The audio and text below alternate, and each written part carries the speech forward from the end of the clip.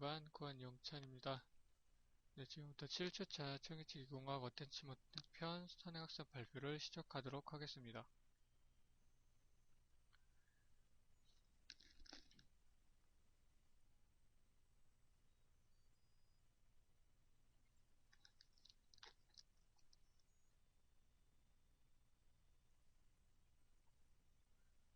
먼저 가찰성 보점으로 이용되는 어태치먼트의 분류를 한번 알아보도록 하겠습니다.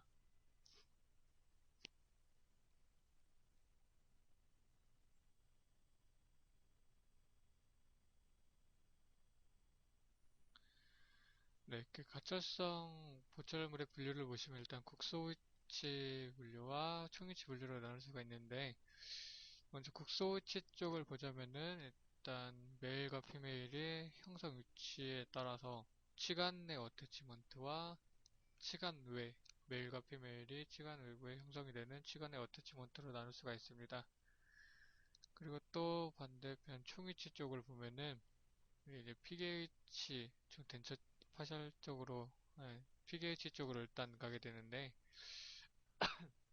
그러니까 똑딱이식이라고 할 수 있는 스타드 어태치먼트와 자성을 이용한 자석 어태치먼트 또는 자성 어태치먼트라고 하는 그런 분류로 나눌 수가 있고요. 또 이렇게 바 타입으로 하는 바 어태치먼트 그리고 액세서리 어태치먼트 이렇게 총 6가지로 나눠볼 수가 있습니다.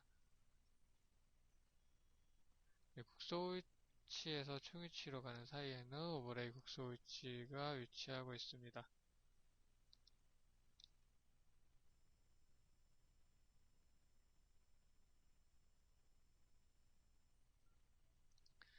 네, 먼저 모양과 부착 위치에 따른 분류입니다. 네, 이렇게 첫 번째로 나온 게 인트라코로날 어태치먼트, 두 번째가 익스트라코로날 어태치먼트입니다.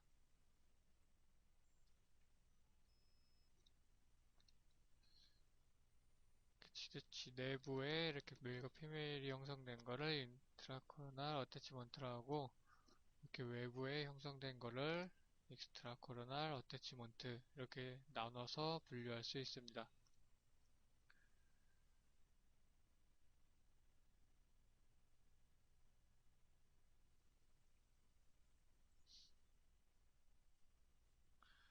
그 다음에 이제 똑딱이식으로 말할 수 있는 스타드 어태치먼트, 그리고 이제 자석의 자성을 이용한 마그네틱 어태치먼트, 그리고 바를 이용한 바 어태치먼트, 그리고 마지막으로 액세서리 어태치먼트 이렇게 총 6가지로 모양과 부착 위치에 따른 분류를 나눠볼 수가 있습니다.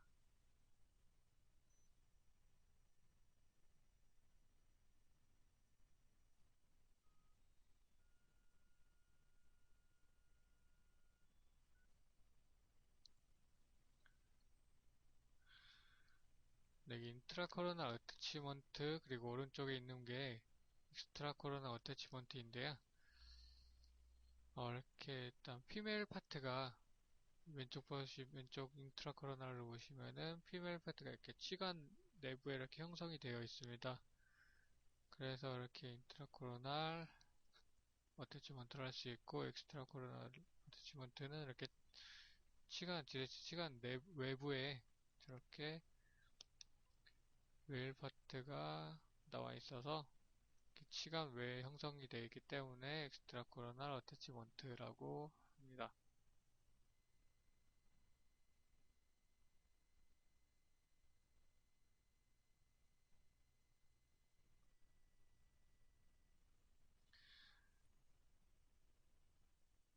네, 이렇게 조각된 금관을 보시면은 치관 내부에 저렇게 피메일 파트가 형성이 되어 있는 모습을 보실 수 있습니다. 그래서 메일 파트는 이렇게 파셜 덴처 부분에 이렇게 있어서 저렇게 치관 내부에 형성이 되어 있는 피메일 파트로 들어가게 되어 유지를 얻게 되겠습니다. 근데 반대쪽 보시면 이렇게 치관 외부에 이렇게 메일 파트가 있을 수도 있고 피메일 파트가 있을 수도 있는데 지금 보시는 사진은 치간의 외부에 메일 파트가 형성이 되어 있는 엑스트라 코로날 어태치먼트의 사진을 보고 계십니다.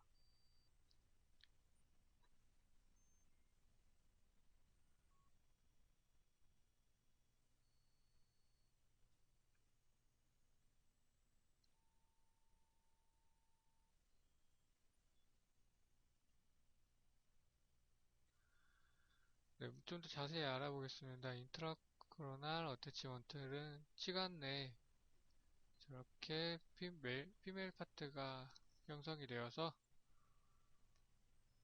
이제 외부에 있는 메일 파트가 결합이 되어 유지를 얻게 되는 그런 분류로 나눠지게 됩니다. 치간 내에 이렇게 메일 파트를 형성해야 되기 때문에 저렇게 삭제할 수 있는, 네, 치즈의 삭제량이 많은 반면에 취재적인 면에서는 유리하다는 장점을 가지고 있습니다. 치질 삭제량의 한계적인 범위는 있을 수가 있겠습니다.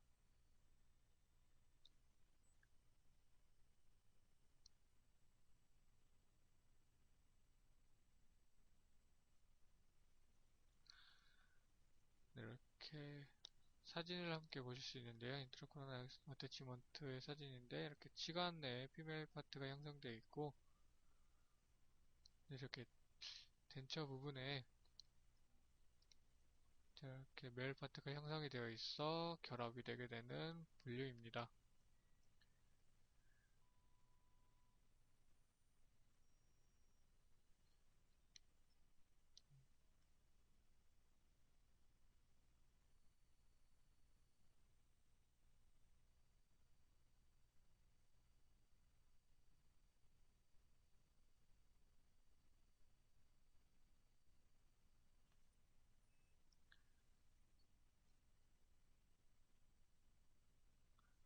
네, 저렇게 치아 내부에 피메일 파트가 형성이 되어 있고 덴처 부분에 메일 파트가 형성이 되어 있는 사진을 보고 계십니다.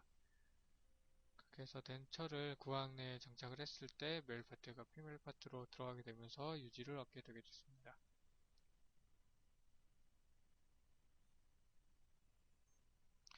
네, 다음으로는 치관 외에 다른 분류입니다. 익스트라 코로날 어태치먼트라고 하고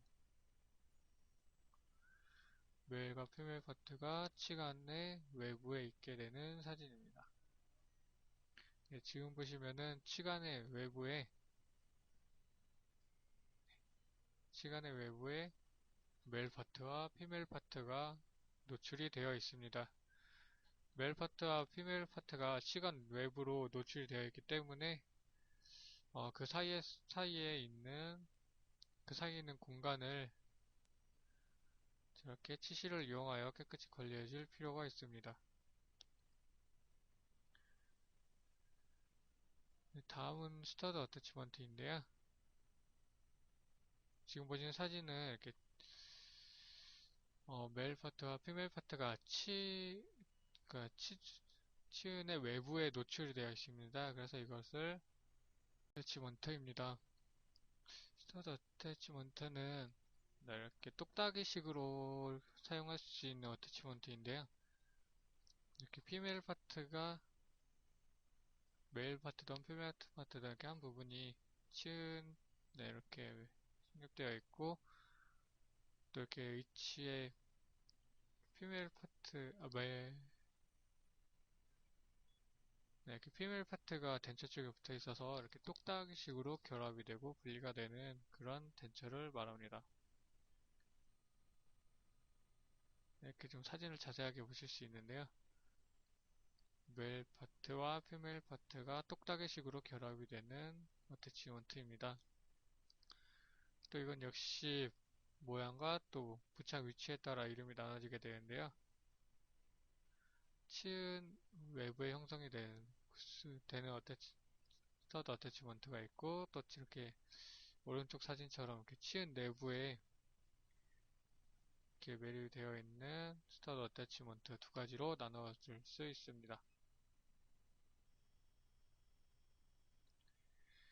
이 스터드 어태치먼트의 적응증은 치근은 건강하나 치간이 우식이나 과만무증 등으로 인하여 지대치를 사용하기엔 부적절하거나 국소위치 지대치를 이용하기엔 부적당할 경우 치아를 잘라내고 치근을 이용하는 보철물입니다.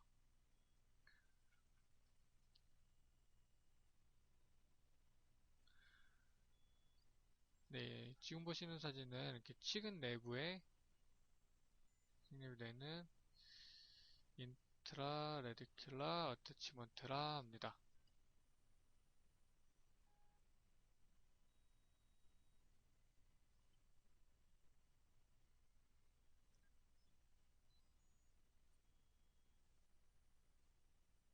네, 이렇게 치근 내부에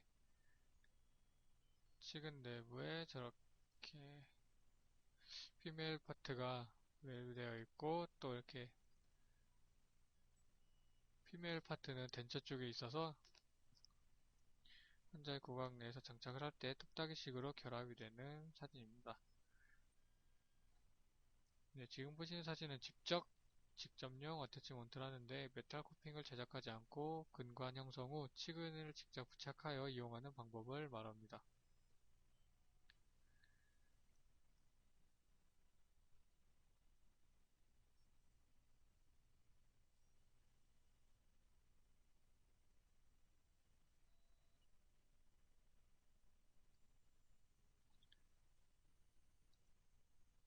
네, 지금 보시는 사진은 임플란트용 어태치먼트입니다.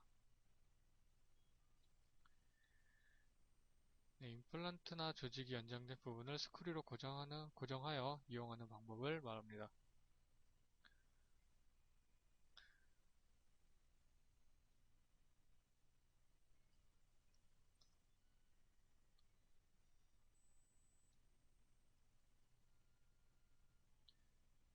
네, 지금 보시는 사진은 이제 마그네틱 어태치먼트입니다.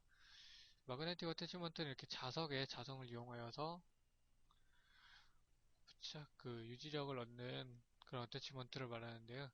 이렇게 치근 내 코핑에 자성체가 있고 또 덴처의 안에 자석이 들어있어서 이렇게 환자 구강 내에 장착이 되었을 때 자성을 이용하여서 결합이 되는 그런 형태의 어태치먼트를 의미합니다.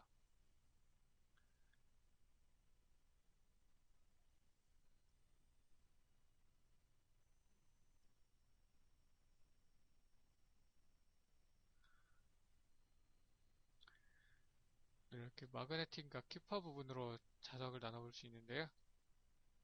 자, 마그네틱 부분이 이렇게 덴처 부분에 있고 또 저렇게 키파 부분에는 자성체가 이렇게 코핑 쪽에 친 쪽에 있어서 환자의 구강에 장착하였을 때 저렇게 자성을 이용하여서 결합이 되는 그런 형태의 어태치먼트라고 할 수 있습니다.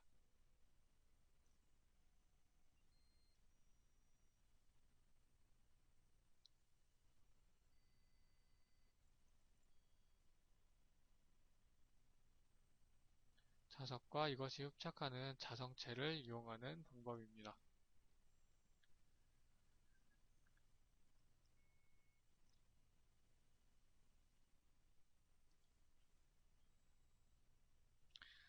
네, 다음으로는 바 어태치먼트입니다.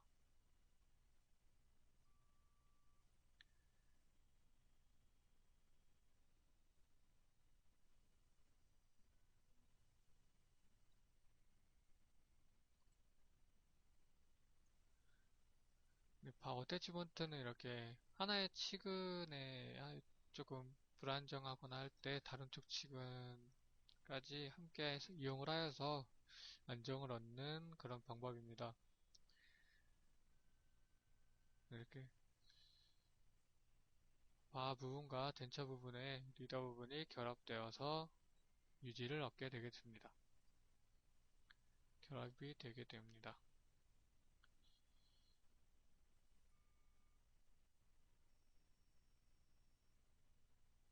네, 이게 실제로 환자 구강 내에 장착이 된 바 어태치먼트의 사진인데요.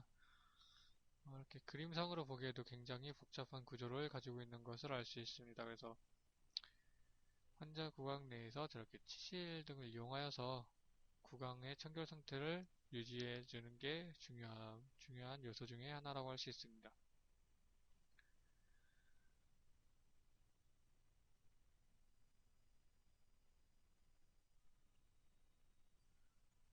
네, 다음은 락킹 어태치먼트입니다.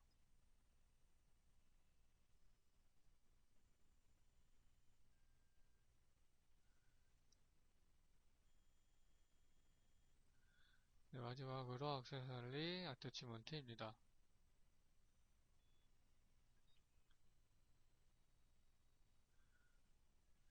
네, 크라운과 내 외관에 이용되는 스크류 타입입니다. 그래서 1차와 2차의 결합 형태를 향상시켜주는 그런 역할이라고 할 수 있습니다.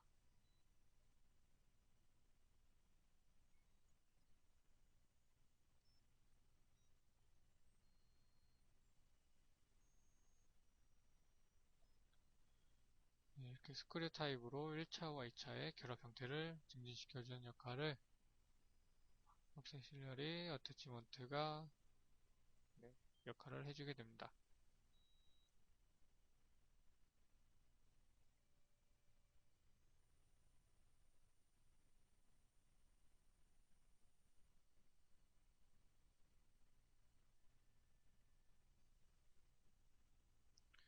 네, 다음은 제작 과정과 제품의 정밀도에 따른 분류로 나눠보겠습니다.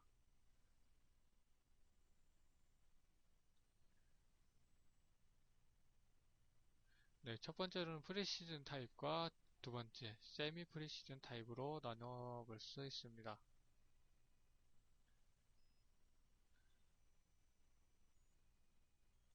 네, 프리시즌 타입은 네, 귀금속을 사용하고 이렇게 밀링 등을 이용하여서 깎아내는 형식입니다. 그래서 메일 파트와 피메일 파트 전부 귀금속을 사용하기 때문에 정밀도가 우수하다는 장점이 있습니다. 네, 세미 프리시즌 타입은 플라스틱 패턴이나 왁스 패턴을 이렇게 조절을 하여서 금속으로 바꾸는 방법으로 설명드릴 수 있습니다. 이거는 귀금속에 비해서 정밀도가 다소 떨어진다는 단점을 가지고 있습니다. 프리시즌 타입은 메일과 피메일 전부 다 귀금속으로 제작되기 때문에 다소 비용이 나가지만 세미 프리시즌 타입은 정밀도가 조금은 떨어지는 한편 가격은 저렴하다는 점을 가지고 있습니다.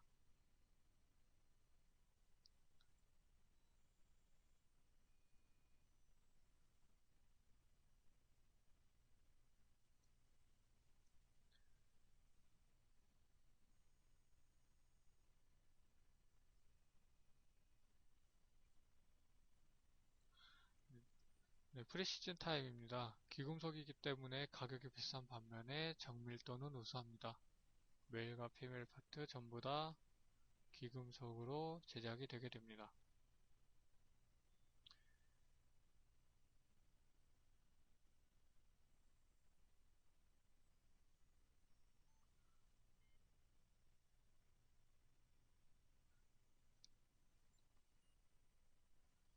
지금 보신 사진은 캐스팅원 테크닉을 보고 계십니다.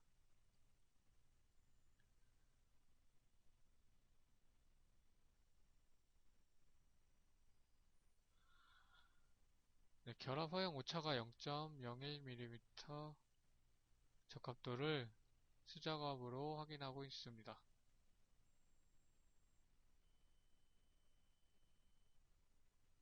네, 다음은 세미 프리시즌 타입입니다. 값이 저렴한 반면에 다소 정밀도에서는 떨어지는 단점을 가지고 있습니다.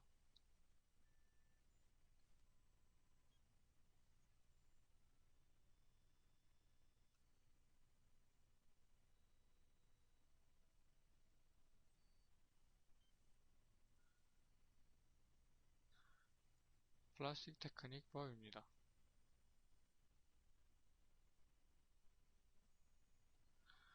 다음은 조절형과 비조절형에 따른 분류입니다.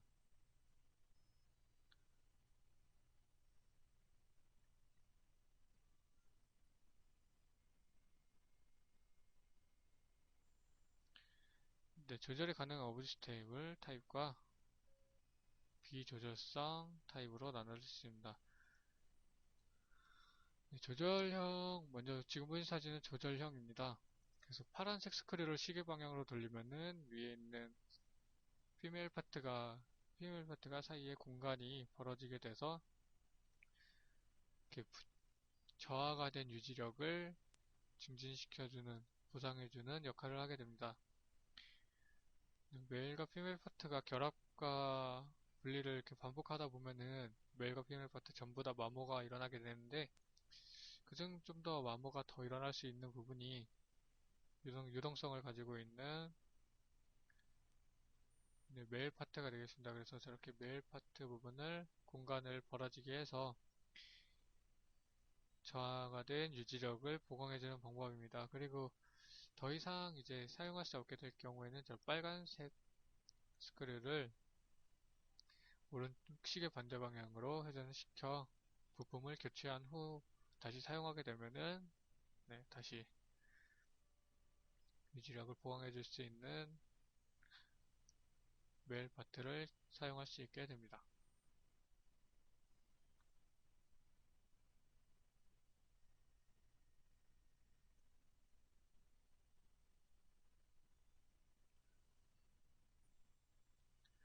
네, 1번은 그래서 리텐션 스크류고, 네, 이번에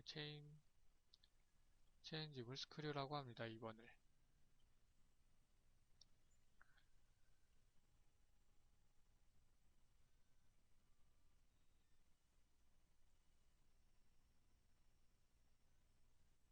네, 이렇게 보시면은 이렇게 조그만 공구등을 이용하여서 피멜 사이를 벌려주어서 부족한 저하가 된 유지력을 보강해주는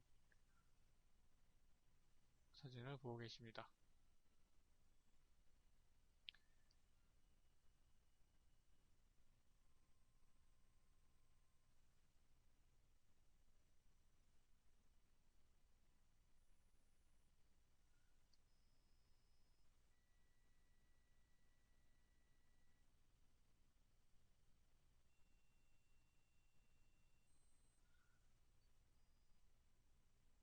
이렇게 공구등을 이용해서 조절하는 그런 사진을 보고 계십니다.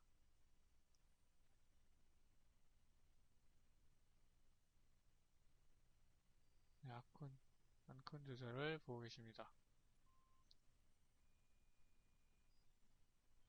스크류 조절입니다. 다음은 비조절형입니다. 주로 가철성보다는 시그멘티드 브릿지웍에 많이 사용이 되게 되는데요. 이렇게 시그멘티드 브릿지웍에 이용이 되어야 유지력에 문제없이 사용이 가능합니다. 가철성을 사용했을 경우 마모에 대한 가철성 위치에 만약에 사용했을 경우 이렇게 마모가 되었을 경우 유지력 조절하는 부분이 없어서 이렇게 나중에 좀 곤란하게 되는데, 고정성 시그멘티드 브릿지웍에 사용하면은 이렇게 마모에 대한 부분이 걱정이 적기 때문에 이렇게 고정성 위치에 많이 사용하게 됩니다.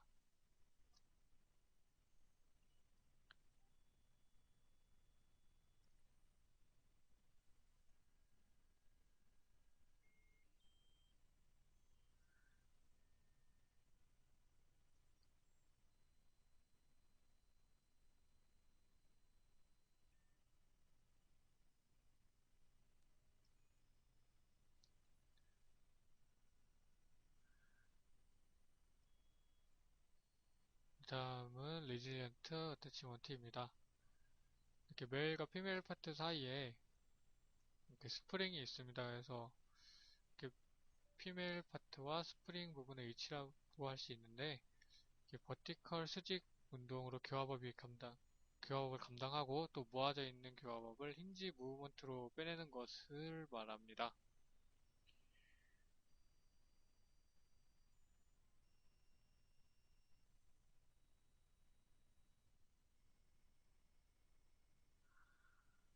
네, 레지리언트 어태치먼트의 사진들을 보고 계신데요. 힌지가 허용이 된 것입니다. 네, 다음은 위아래 어태치먼트라고 하는데, 이렇게 화이트 메일 파트와 블랙 메일 파트 이렇게 두 가지로 나눠져 있습니다. 그래서 일치상 제작할 때에는 블랙 멜 파트를 사용하고 그 일치상 제작 후에 화이트 멜 파트를 교체하여서 0.4mm의 공간을 형성하게 됩니다. 그래서 이 공간만큼의 완합장치 역할을 하게 됩니다.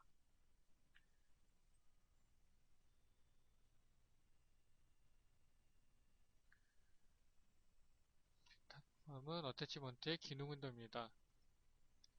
첫 번째는 클래스 1A 리지드, 두 번째는 클래스 1B 리지드, 세 번째는 클래스 2 버티컬, 클래스 3 힌지, 클래스 4 버티컬 플러스 힌지, 클래스 5 로테이셔널 플러스 버티컬, 그리고 마지막으로 클래스 6 유니버셜이 있습니다.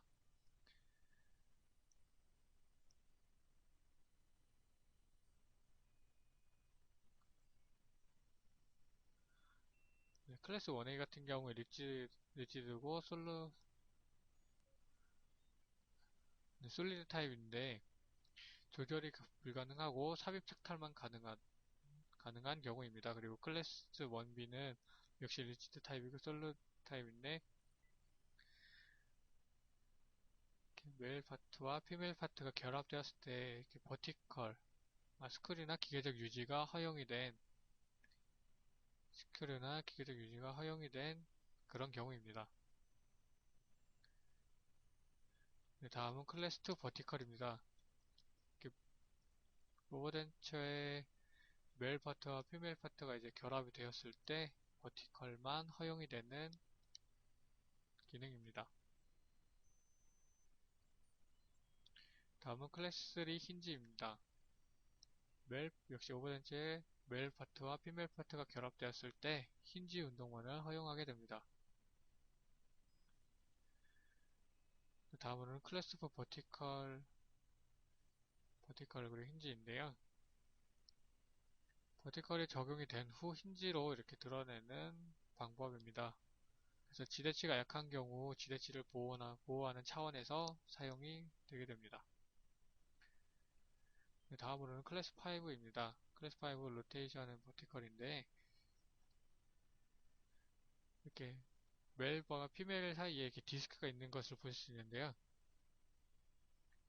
레진 중합 시에 이 디스크가 스페이스 역할을 하게 됩니다. 그래서 중합 후 이제 디스크를 제거하게 되면은 그 디스크의 공간만큼 로테이션과 버티컬을 허용하게 됩니다. 오버된 차의 치근의 상태가 좋지 않을 때 사용하게 됩니다. 네, 마지막으로 클래스 6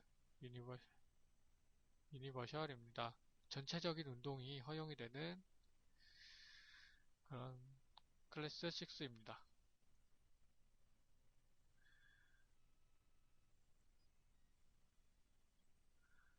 다음은 유지에 대한 설명입니다. 첫 번째로 프릭셔널이 있고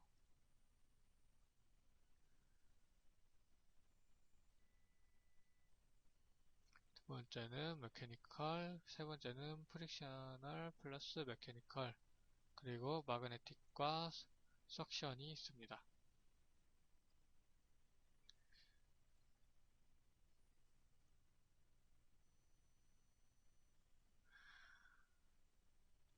첫 번째 프릭셔널인데요. 메일과 피메일이 결합되었을 때 마찰력으로 얻어지는 부분입니다. 네, 마찰력이 강할수록 유지력 저하는 빨리 오게 됩니다. 네, 다음은 이제 마그네틱인데요. 이렇게 자성과 자석 부분이 결합이 되는 양식입니다.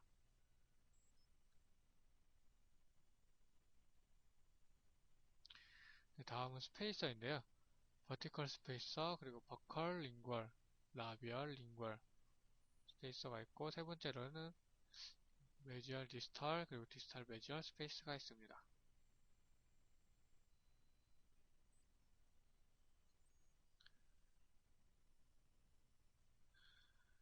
네, 다음으로 설명드릴 것은 EM 가이드입니다. 네, 잔존 치료제 정에서 대합치 사이의 거리를 계측하는 자를 말합니다. 네, 대합치와 교두정에서 잔존 치료제정 사이까지 거리를 말하는데 이 공간에 맞는 어태치먼트를 사용하는 것이 굉장히 중요합니다. 환자마다 수직 악관거리를 고려하여서 사용해야 하고, 만약 이 공간이 협소하면 덴처를 제작하는데 많은 어려움을 겪게 됩니다. 네, 수직 악관거리가 이렇게 충분할 경우에는 규격, 어태치먼트의 규격이 큰 것을 사용하는 것이 좋습니다. 인공치 배열 시 충분히 공간을 확보하는 것이 기능적으로 심미적으로 우수한 어태치먼트를 제작할 수 있습니다. 네, 수직 공간이고, 네, 지금 파티클 스페이스를 보고 계십니다. 바컬 링구얼, 라비얼 링구얼 스페이스를 재는 그런 사진을 보고 계십니다.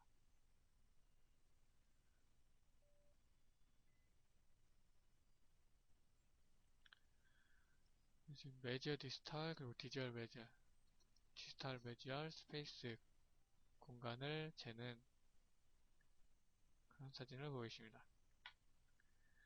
네, 다음은 어태치먼트 선택 시 고려사항입니다. 네, 첫 번째로는 선과 구강의 위치 상태입니다. 네, 두 번째로는 기능과 심미입니다. 그래서 기능이 우선적으로 이렇게 고려가 되어야 될 것 같고, 그 다음에 심미성까지 좋은 콤비네이션 보철물이 이루어져야 되겠습니다. 세 번째로는 정밀형을 쓸 건지, 반정밀형을 쓸 건지를 고려하고, 네 번째로는 구강의 위생 상태, 다섯 번째로는 악관 거리의 규격에 맞는 어떤 어태치먼트를 사용할 건지가 고려가 되어야 되겠습니다. 유용한 보철물 계획 시 고려사항입니다. 첫 번째로는 페리어드 탈 서포트가 있겠고, 두 번째로는 지대치나 채도 상태에 따라 완합을 사용할 건지 반완합을 사용할 건지를 고려해야 되겠고, 세 번째로는 대합체 상태나 교합력, 위생이나 보철물의 진행사항, 지대치의 수나 지대치 위치 상태, 이 모든 것들을 잘 고려해야만 어태치먼트 다음으로는 어태치먼트를 이용한 보철물 치료 계획 시 고려사항입니다. 첫 번째로는 페리오돈탈 서포트가 있겠고, 두 번째로는 지대치나 치조의 상태에 따라 완합을 사용할 건지 반완합을 사용할 건지, 또 대합체 상태나 교합력, 위생이나 보철물의 진행사항, 지대치의 수나 지대치 위치 상태, 이 모든 것들을 고려해야 이 모든 것들이 고려사항이라고 할 수 있겠습니다. 네, 그럼 지금까지 이렇게 7주차 어태치먼트에 대해서 선행학습 발표를 해보았는데요. 이렇게 선행학습을 통해서 미리 학습을 하고 또 수업 시간에 제대로 배움으로써 어태치먼트에 대해서 잘 이해하고 머릿속에 집어넣을 수 있도록 하겠습니다. 그럼 이상으로 7주차 어태치먼트에 대한 선행학습 발표를 마무리하도록 하겠습니다.